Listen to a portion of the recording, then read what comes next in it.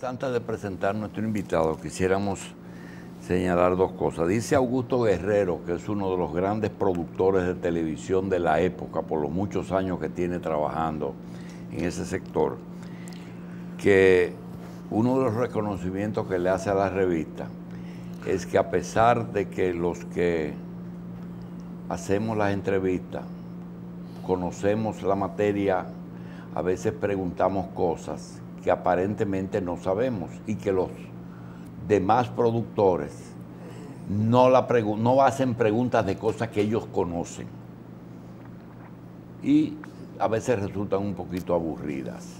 Por otra parte, y tiene que ver con lo mismo, la persona que menos se ríe de los chistes de uno es la mujer de uno. Porque ella se lo sabe todo. Pero por lo menos la primera vez que usted se lo dijo se rió. Sí, pero a veces lo oye también. ¿Con qué me vienes? Me está pasando eso con nuestro invitado.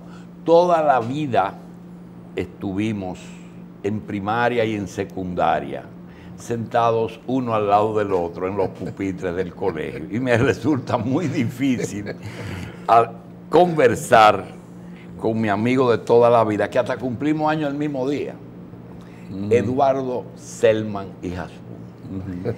Le damos la bienvenida al señor ministro de Cultura del gobierno de Danilo Medina, y sabemos que él se siente cómodo a pesar de ser un arquitecto pionero, arquitecto y empresario de la construcción. Eduardo pertenece al grupo de profesionales que apoyaron a Juan Bosch desde la misma fundación del Partido de la Liberación Dominicana. Desde antes, desde la calle Polvorín. Desde por ahí, ¿verdad? Desde el PRD. Patio con patio, con milagros. Cuando llegó y se arrimó la Polvorín. Sí. Eduardo Selman también trabajó, creo que desde en las campañas de 74, 78, 86, 82, 86, en un tipo de actividad política, yo desconocía eso. Por ejemplo, en cada campaña yo recibía 2 amigos que me iban a pedir el voto. Eduardo y Miguel Coco, sí. Sí, ellos me visitaban. A decir, vota por. No, Julito, ¿cómo estamos? Y nosotros venimos a hablar formalmente. Necesitamos el voto tuyo y de Leila. Y entonces, sí, así mismo. Sí. En una oportunidad. Porque en otra oportunidad compitieron con esta persona que se postuló de regidor por el PCD. Regidor no, diputado. Diputado por el Partido Comunista Dominicano. Entonces, no había que fraccionar y no había fraccionamiento. Yo no quiero restarle tiempo al invitado, pero quiero decirle que yo conocí el caso inverso, de gente que iban donde alguien para preguntarle por quién debía votar. Yo venía formalmente. Digo, se podía fraccionar. Se podía fraccionar. Yo sé que ellos recuerdo una elección de esa en que apareció. Sabemos cuáles son tus simpatías, pero queremos pedirte debido a la realidad. Yo recuerdo una votación muy particular. Estábamos viendo los votos, eran pocos y se podía identificar hasta el votante. Apareció un extraño voto partido por Luis Julián arriba y por mí abajo. Sí. Y eso fue Vallenilla. Y era Vallenilla, lo buscamos, era Vallenilla. Eduardo, gracias por estar aquí. De manera que era tan íntima, gracias por después de ese periplo de casi 20 años ya, del 96 aquí, de estar en el Partido del Poder, nosotros, tú te has podido mantener, eres de las figuras que eres, que tiene entrismo en los 2 grandes sectores del PLD. Hoy que hay que definirse, es decir, que hay que decir, bueno, ¿me voy con Leonel o me voy con Danilo? ¿Tú crees que es necesario tomar esa decisión o en el PLD hay dirigentes que todavía pueden trabajar por el partido y no por esas 2 personas? Por lo menos en mi caso sí. Me imagino que debe haber muchos otros bochistas, porque eso no es más que la misma doctrina bochista.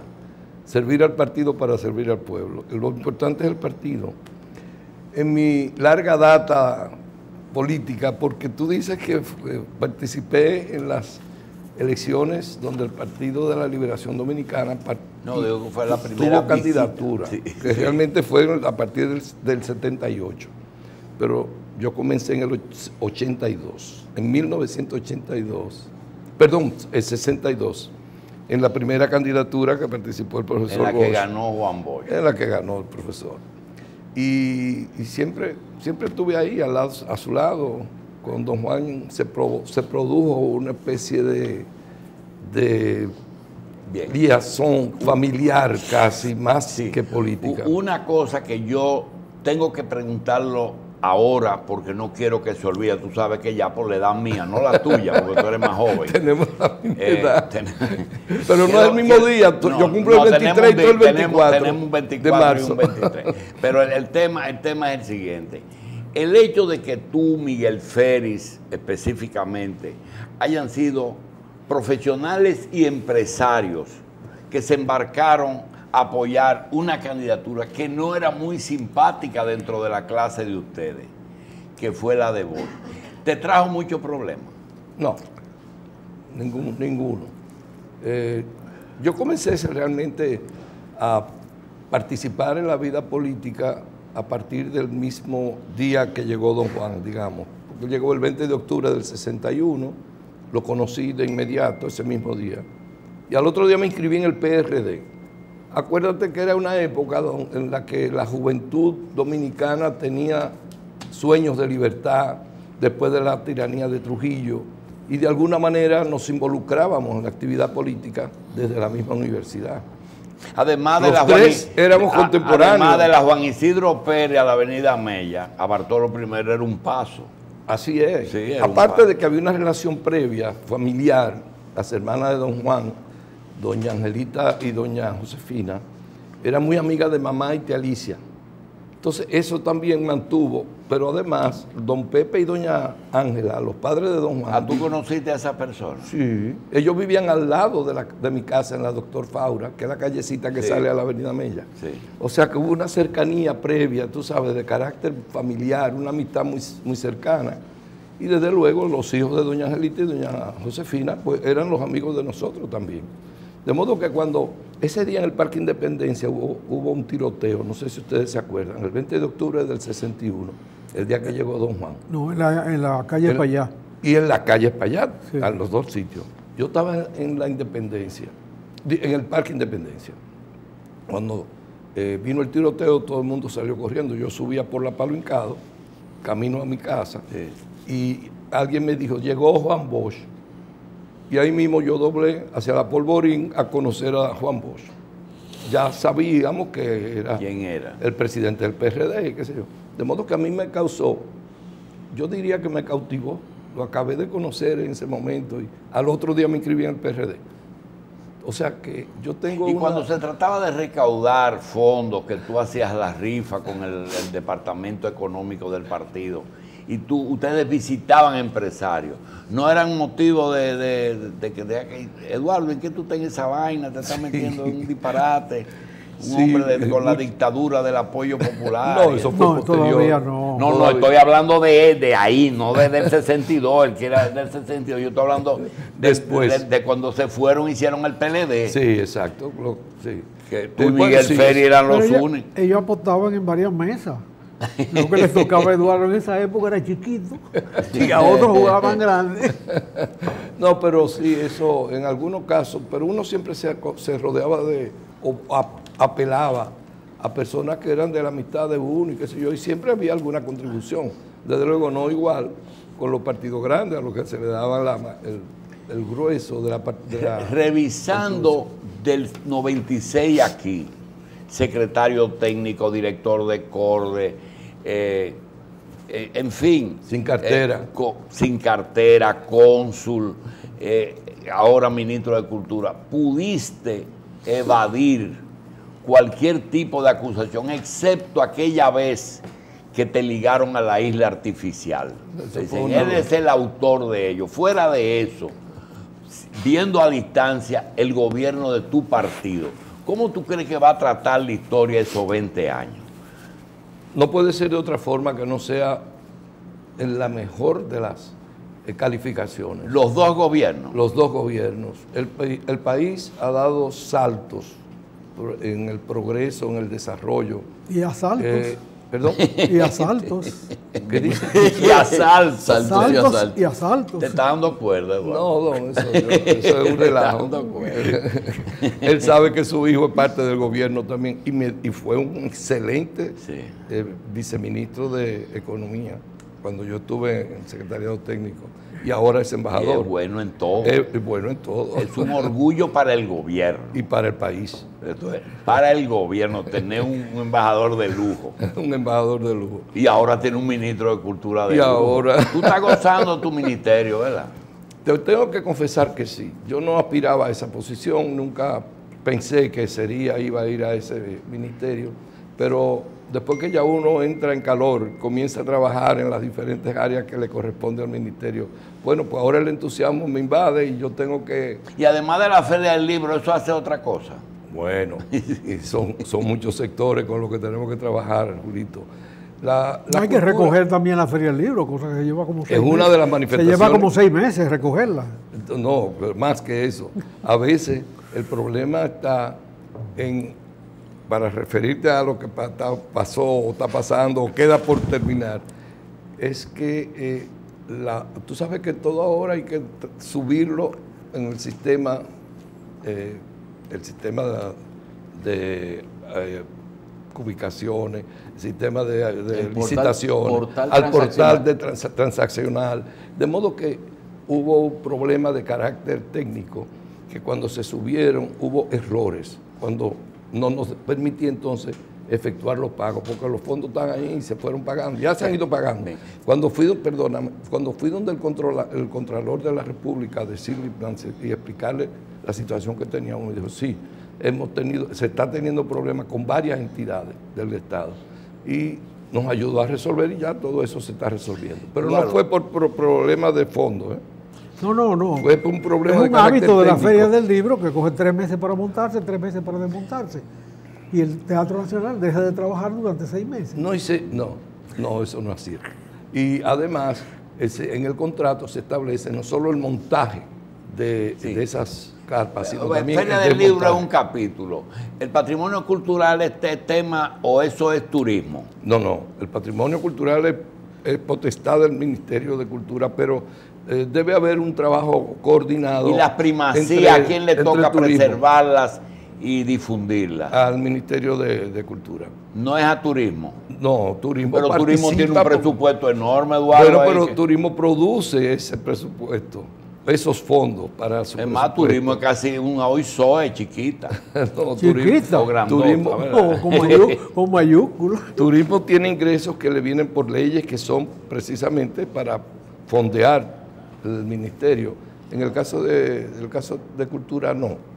Pero las demandas y las áreas que tiene que cubrir cultura son muy amplias, comenzando por la educación. Y fuera de la ciudad colonial o la Isabel allá en Puerto Plata, esas ciudades que tienen estructuras propias, tú que eres arquitecto, como lo que hace Jesús Musa en San Pedro, o en una cosa que tienen en Santiago, que protegen que el centro histórico, y que hay muchísimo... ¿Ustedes tienen incidencia en eso? Sí, todo eso que tiene valor histórico y cultural. Y eso está bien legislado, se sabe lo que es, que hay que preservar y lo que no.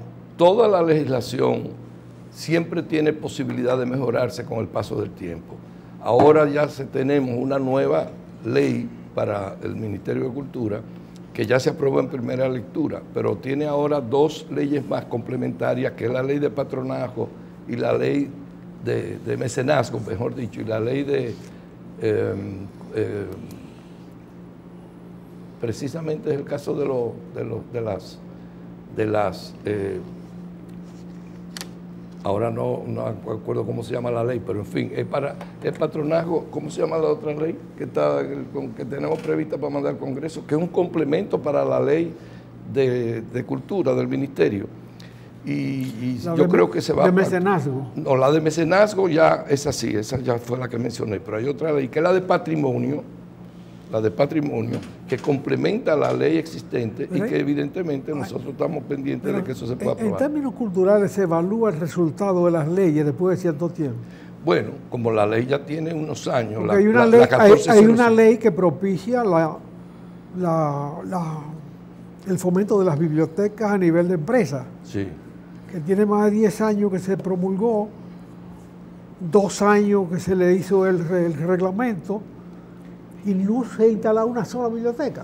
Ya hoy día ya se han sometido 2 proyectos de leyes adicionales y una nueva para la ley del ministerio.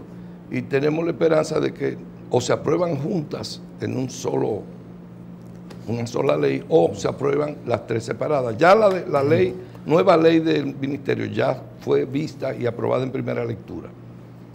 Yo tengo una pregunta. En estos días hemos visto cómo algunas estructuras, viviendas o quizás otro tipo de propiedades que concebidas originalmente en otra época como un patrimonio familiar o como un bien particular, por su característica arquitectónica, su ubicación o la representatividad de un estilo, termina el mismo pueblo, la misma gente terminan considerándola como un patrimonio que debería ser preservado por las autoridades de cultura.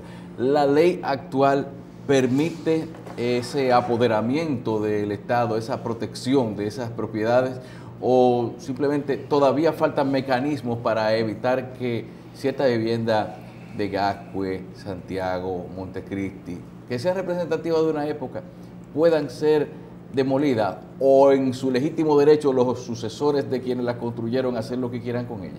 No, siempre hay la posibilidad de que se preserven cuando tienen interés histórico o interés arquitectónico, que tenga ya un valor de carácter arquitectónico, que deban ser preservadas. En esos casos, entonces se declara, se incluye en una lista que tiene patrimonio cultural. Y siguiendo eso mismo, si un propietario le dice, ministro, mire, yo tengo mi casa colonial, pero yo no puedo mantenerla en las condiciones que ustedes quieren, o me la compra o me deja modificarla, ¿qué ustedes le dicen? Se somete a la Dirección de Patrimonio Monumental, se hace una evaluación, se hacen recomendaciones, entonces tienen posibilidad o de buscar el apoyo oficial para hacer el trabajo, o de alguna manera, si corre algún riesgo o algún peligro, habría que tomar alguna acción para evitar alguna situación de desastre.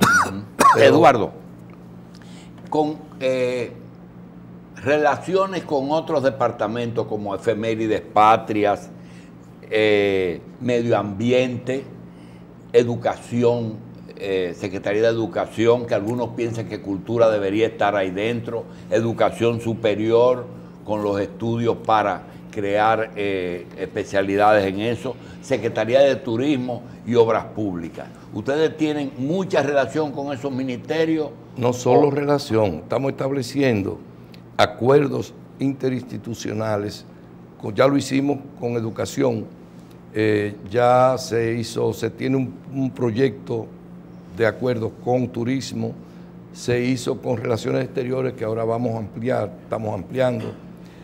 Tenemos pendiente con la misma Procuraduría de la República, por ejemplo, el procurador se nos acercó para tratar de que juntos pudiéramos actuar en el tema cultural acerca del maltrato a la mujer. Entonces, porque en ese problema hay aspectos culturales, porque la cultura no es solo la parte histórica o la parte artística. Y si no es solamente esas partes, ¿ustedes opinan en los libros de texto? Que sí. En los libros de texto, por ejemplo, si culturalmente el currículum de un libro de texto de primaria se corresponde con la cultura de este país. No, eso es potestad del Ministerio de Educación. Totalmente. Totalmente. Solamente intervenimos en las áreas que tienen que ver con el aspecto cultura específicamente o arte. Y cultura no es demasiado amplio.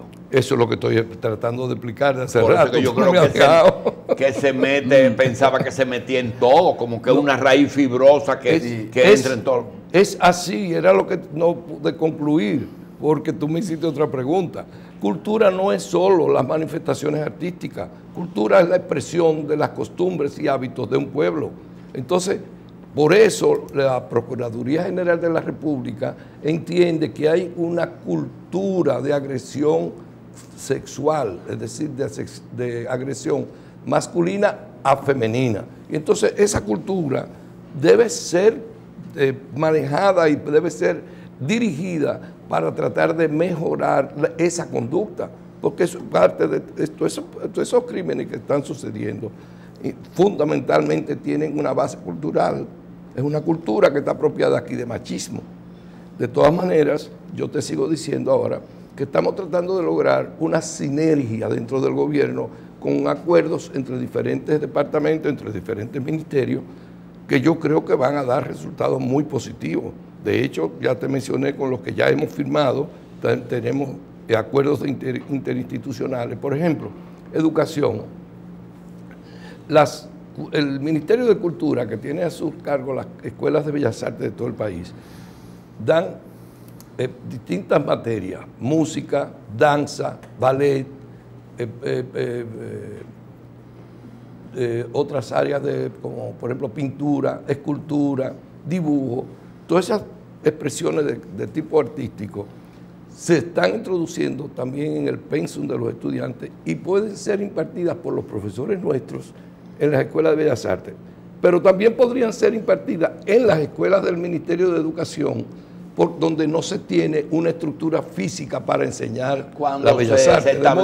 Cuando se estableció la tanda extendida, José Antonio Rodríguez, que fue ministro de Cultura de Danilo Medina, intentó aprovechar un poquito el presupuesto de educación, que estaba en un 4%, y el de ustedes estaba prácticamente muy bajito. Entonces, quería introducir cultura en las tardes, haciendo eso que usted dice. Decir, ya comenzamos a trabajar con educación en ese sentido. No tienen que buscar ese dinero. Precisamente el acuerdo que firmamos se firmó conmigo, en un acuerdo con el Ministerio de Educación. El acuerdo prevé todo ese tipo de facilidades porque son estructuras que ya tiene, por ejemplo, la educación levantada, y en las horas en que no las está dando clases dentro de su pensum académico, podríamos usarla para la enseñanza de bellas artes. Y viceversa, podemos facilitarle profesores para que en las horas que sea posible, educación pueda incluir los mismos profesores de bellas artes, para incluir lo que ellos han llamado el bachillerato de artes, que también se está introduciendo de nuevo en un pensum. Eso es lo que en Estados Unidos dicen fine arts. Fine arts. Eso es un bachillerato. Sí, exactamente. ¿O es una profesión? Bueno, un Fine Arts Bachelor en Estados Unidos es una licenciatura. A una licenciatura. Sí, ya fuera del pensum hasta bachillerato. Bien, hay gente que ha considerado que quitarle bellas artes y cultos al Ministerio de Educación, que era ante todo, fue como quitarle una pata, y uno se pone a pensar, oye, que quizá puede tener razón la persona que hace el planteamiento, porque todo el vehículo para introducir lo que es el conocimiento cultural es la educación. Entonces, ¿qué tan estrecho o cómo afecta o beneficia el asunto de la separación de educación por un lado y cultura por otro para ya no están así?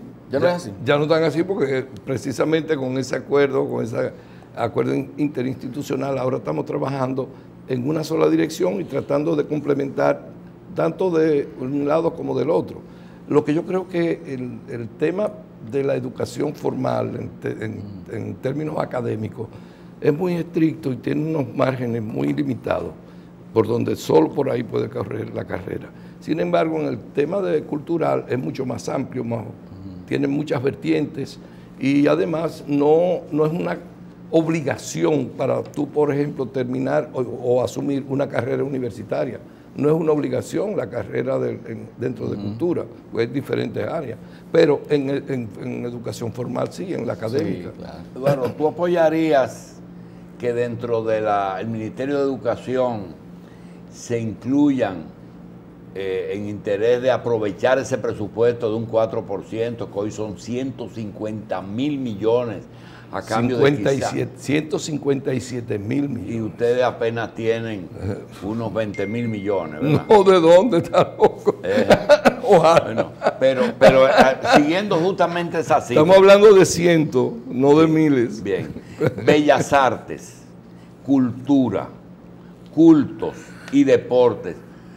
Aunque tú no estás aferrado a un ministerio, ¿tú apoyarías la fusión de esos departamentos? Yo creo en direcciones. Tú sabes el modelo que yo diría que sería adecuado en términos no solo de reunir sectores similares dentro de la estructura del Estado, sino también que podría producir inclusive hasta economía en la propia administración pública. El modelo de España. El modelo de España tiene, por ejemplo, un ministerio, el Ministerio de Educación y Arte, o el Ministerio de... Ahí incluyen las diferentes áreas que participan en la educación, pero los tiene dentro de un ministro, es el rector, digamos, y los secretarios de Estado de las dos otras áreas, por ejemplo, el secretario de Estado de Educación Académica, el secretario de Estado de Cultura, el secretario de Estado de Deporte, en fin, hay una estructura. Esa era la esencia antes del ministerio. Y lo dispersaron. Lo que pasa es que... Y ahora hay que recogerlo con acuerdos. Lo estamos haciendo con los acuerdos. Es una manera de poder, lograr la interacción entre los diferentes ministerios. Por eso yo digo que posiblemente el modelo español fuera más rentable en sentido económico, porque al tú juntar en un mismo ministerio diferentes secretarías, que así como se llaman allá, secretarías, sí. Pues tú estás logrando no solo la interacción entre los que tienen común, áreas comunes, sino también economía. Podría ser, y eso en alguna reforma constitucional se podría lograr. Alguien se atrevió a decir, cuando se debatió la formación del ministerio, que era una impertinencia, pero con más precisión, doña Josefina Pimentel ha dicho que cuando le sacaron a la cultura, a educación, le sacaron el alma, porque la cultura es el alma de la educación. Es una forma de verlo. Yo también creo que pudieran lograrse algún tipo de sinergia dentro de una sola entidad, pero la sinergia se puede producir como lo estamos haciendo ahora. Ese, por ejemplo, de lo que yo hablaba, del acuerdo entre educación y cultura, entre los dos ministerios, de que pudiéramos usar sus facilidades físicas y que ellos pudieran usar, o sea, educación pudiera usar los pensum y la enseñanza de los profesores nuestros para crear el bachillerato de arte. Esa es una sinergia que la estamos logrando aún estando los dos ministerios separados. Pero no hay una hipertrofia del Estado en todos los aspectos. Bueno, hay opiniones. Hay opiniones. Por ejemplo, hay países que lo tienen como nosotros y hay países que lo tienen como lo tiene España. Pero de todas maneras son dos visiones. Ahora yo preferiría, pero ya es un asunto digamos, de visión personal, que se pudieran reunir las áreas que son o que tienen límites poco definidos y que se pueden unir en una sola entidad. Yo soy pro ese modelo que es el que tiene España. Bien.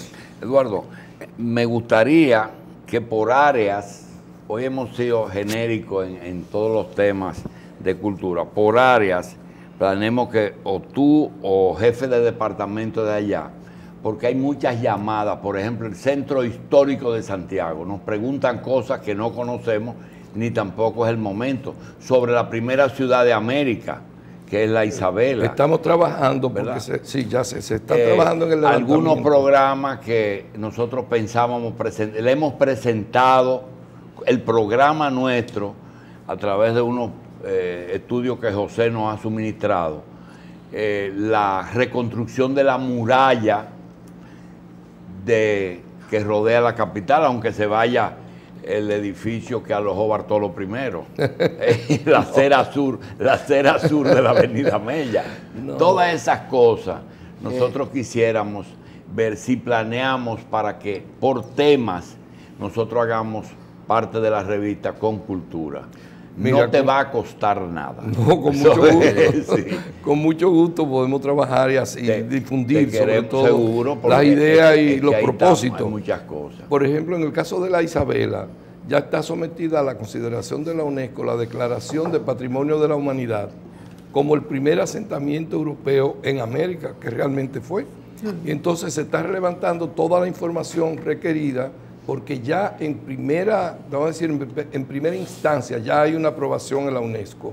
De modo que ahora se está esperando, ahora en el mes de septiembre hay que suministrar una cantidad de información adicional. Bien. Y se están preparando una serie de proyectos que se pondrán en ejecución rápidamente.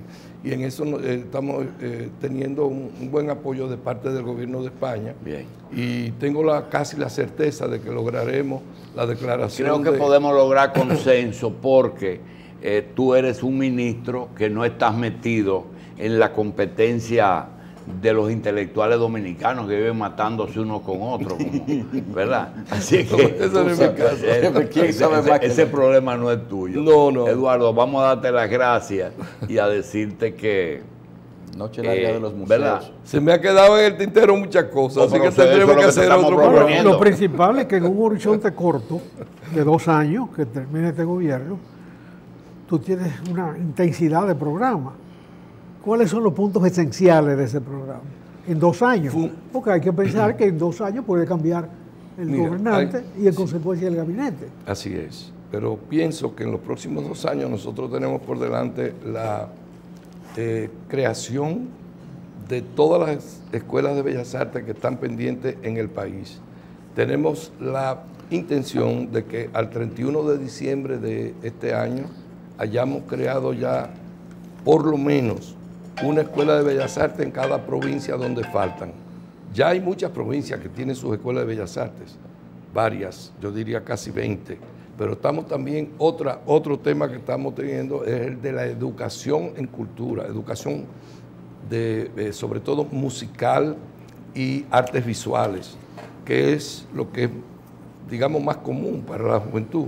Ayer, en el acto que se celebró en la Cancillería, para abrir el congreso que está llevando a cabo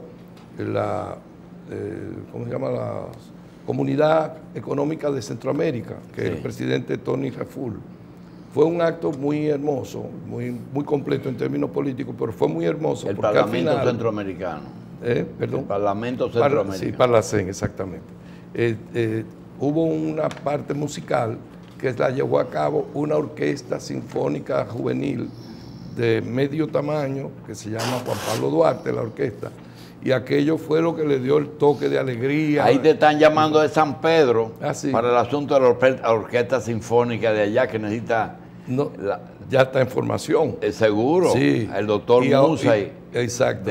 De la fundación. Bueno, nosotros ya está formada la de San Francisco, la de Santiago, la de San Francisco Macorís, la de Santiago, la de Bonao, desde luego la Sinfónica Nacional Juvenil, para que cubre todo el país, y esa ya inclusive está dando conciertos, pero conciertos de gran categoría en el Teatro Nacional. Y ayer, la gracia de toda la actividad que se llevó a cabo. La banda de música de los municipales no tienen que ver con ustedes, ¿verdad? También, claro, tienen que aprender música en la... Porque hay un misterio, Eduardo. Si tú coges el Parque Independencia y subes la 30 de marzo hasta la 27 de febrero, encuentras un fenómeno rarísimo. Y es que yo he visto más de 10 tiendas que venden instrumentos musicales, pero en cada una veo 20 o 25 baterías. ¿Y quién toca tanta batería? La juventud. Pero no puede. Pero, sí. La iglesia.